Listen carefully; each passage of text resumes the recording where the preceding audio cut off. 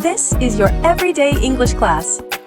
Hello, welcome to English Cactus. My name is Anna. And my name is Brian. What if I told you that knowing just 25 simple phrases could change the way you speak English forever? Most people spend years memorizing long grammar rules and still struggle to sound natural. But here's the truth. You don't need perfect grammar to speak with confidence. You need the right phrases at the right time. This podcast will help you study English in a fun and natural way while improving your listening skills. Today, we're going to give you those phrases, and once you know them, people will think your English is excellent. Don't forget to subscribe to the channel so you will not miss any lesson, and leave in the comments where you're from. Now, grab your coffee, relax, and let's begin. In this lesson, we'll go through 25 everyday phrases that native speakers use all the time. We'll explain what they mean, when to use them, and share personal stories so you can learn in a natural way. Anna, have you ever pulled an all-nighter? Oh, yes. I remember one time in college, I had to study for a big exam. I stayed up all night with my books, and I drank so much coffee that I felt like I was vibrating. I had a similar night last week. I was working on a project for a client, and the deadline was so close that I didn't sleep at all. The next day is always the hardest. Your eyes feel heavy, and it's hard to focus. Exactly. And if you study English like that, it's even harder to remember what you learn. That's why I always tell my students, don't wait till the last minute. Study English a little every day.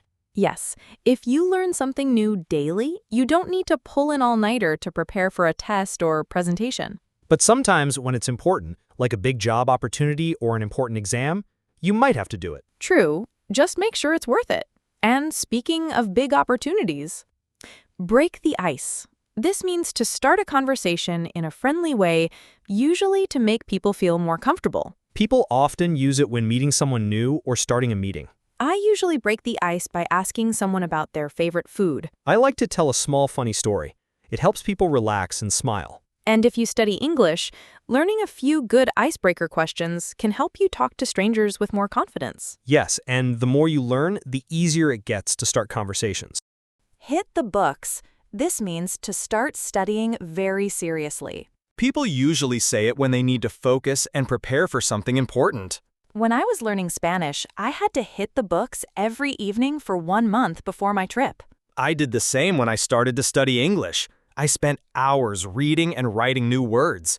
If you want to learn faster, make a plan and hit the books regularly, not only before a test. Yes, small steps every day help you learn more than one big study session. Burn the midnight oil. This means to work late into the night. People use it when they are working hard to finish something important. I burned the midnight oil last month finishing a travel guide for my students. I remember doing that when I was preparing my first English workshop.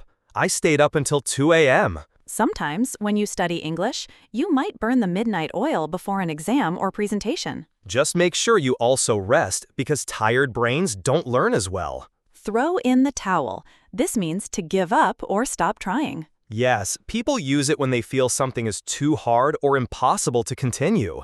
I almost threw in the towel when I first tried to learn French. The grammar felt so complicated. Really? I felt the same when I started to study English.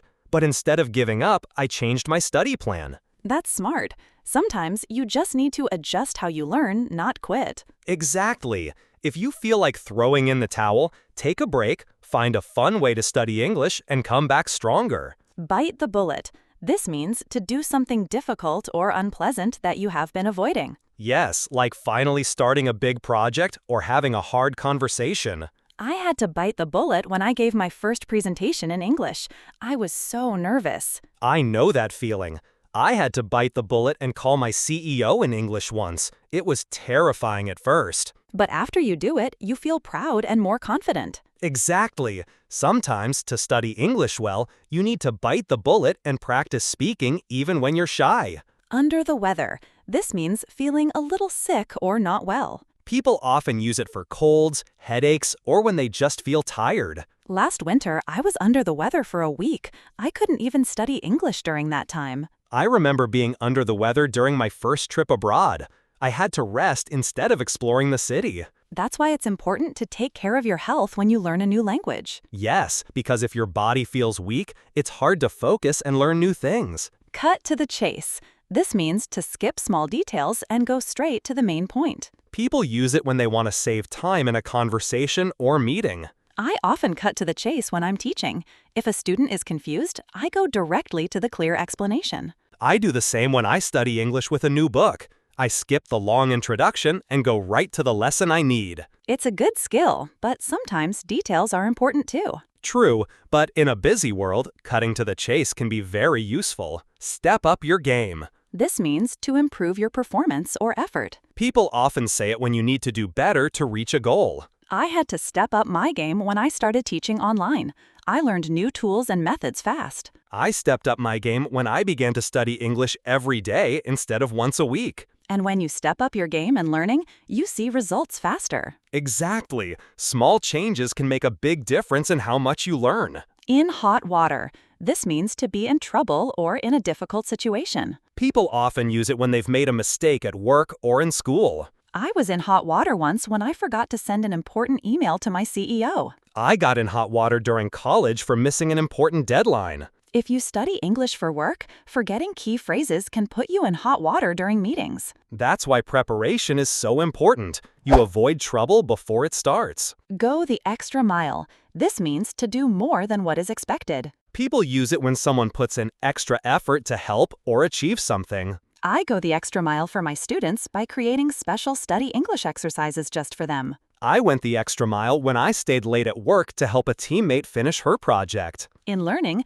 going the extra mile could mean practicing a little longer every day. Yes, and the more you learn, the more confident you feel in real situations. On cloud 9. This means to be extremely happy. People often use it after hearing great news or achieving something special. I was on cloud 9 when I passed my first big English exam. I felt on cloud 9 when I got my first job teaching English abroad. Learning something new every day can keep you on cloud 9 for a long time. Yes, and studying English can give you many of those happy moments. A blessing in disguise.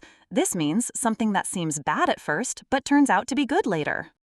People use it when an unexpected problem brings a positive result. When I missed my flight once, it was a blessing in disguise. I met a friend at the airport who helped me get a better job. I had a similar experience. Failing my first English test pushed me to study English more seriously, and I improved a lot. Sometimes what feels like a failure can actually help you learn faster. Yes, life has a way of turning challenges into lessons. Back to square one. This means to start something over from the beginning. People say it when their plan didn't work and they need to try again. I was back to square one when my computer crashed and I lost my English lesson plans. I felt the same when I tried a new method to study English, but it didn't work for me. Going back to square one can be frustrating, but it's also a chance to do things better. Yes, and sometimes starting fresh helps you learn more than before. Keep your chin up. This means to stay positive in a difficult situation. People use it to encourage someone not to give up. When I moved to a new country, I struggled to communicate at first, but my friends told me to keep my chin up. I remember telling myself the same when I had trouble learning pronunciation in English. Staying positive helps you keep studying, even when it feels slow. Yes, and the more you learn, the easier it gets to keep your chin up. Learn the ropes. This means to understand how to do a new job or activity. People often say it when someone is just starting and needs to study or practice. When I started my first teaching job, I had to learn the ropes very quickly. I had to learn the ropes when I began creating videos to help people study English online. The faster you learn the ropes, the sooner you can feel confident. And confidence makes it easier to keep learning new things. In the same boat. This means to be in the same difficult situation as someone else. People use it to show they understand because they have the same problem. When I was learning English, I met classmates who were in the same boat. We all struggled with grammar. I felt in the same boat with my students when I started to learn Spanish. I understood their challenges better. Knowing someone is in the same boat makes it easier to keep going. Yes, because you can learn together and support each other. Face the music. This means to accept the results of your actions, even if they are bad. People often say it when someone must deal with the consequences of a mistake. I had to face the music when I forgot to prepare my English class for the next day.